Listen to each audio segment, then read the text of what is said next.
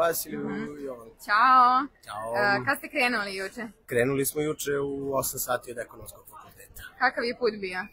Pa odlično, bilo je malo duže, 56 km, ako mi se dobro čini. Krenuli smo sa Jagodincima, oni su pre toga došli peške do našeg grada, tako da smo zajedno ušli u Kraljevo. Ali dosta Kragujevčana krenula. Jeste, međutim, podelili smo se, neki su krenuli iz Stragara, neki su krenuli baš iz Kragujevca, sve zavisi ko je kako hteo, tako da kad smo se na kraju sklopili, dosta nas je krenulo. A kakav je bio doček sinoć? Mogu reći jedan od najboljih. Stvarno za Kraljevo, ovako mali grad, stvarno savršen doček. Osjećali smo se baš kao oslobodnici. A kakva je danas atmosfera? Evo, upravo smo krenuli, do sada smo se družili sa ljudima koji su nas ugostili da se ispuširamo kod njih. Pa smo sada krenuli na protest, tako da ako se sretnemo kasnije reći ću. Vaš.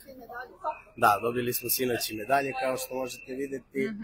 Svaki od šetača je dobio svoju medalju, tako da lep gest od Kraljeva i hvalim puno. Nije, ovo je 5. put da šetam. Šetao sam svaku šetnju sem do Novog Pazara, nisam uspio nikako da se organizujemo i nije bilo kretanje iz Kragujevca, nego smo morali da se priključujemo iz Jagodine, tako da je to bilo malo samo za sebe čudno. Dušan Parezanović, student ekonomskog fakulteta u Kragujevcu. Odlično, hvala ti. Hvala vama.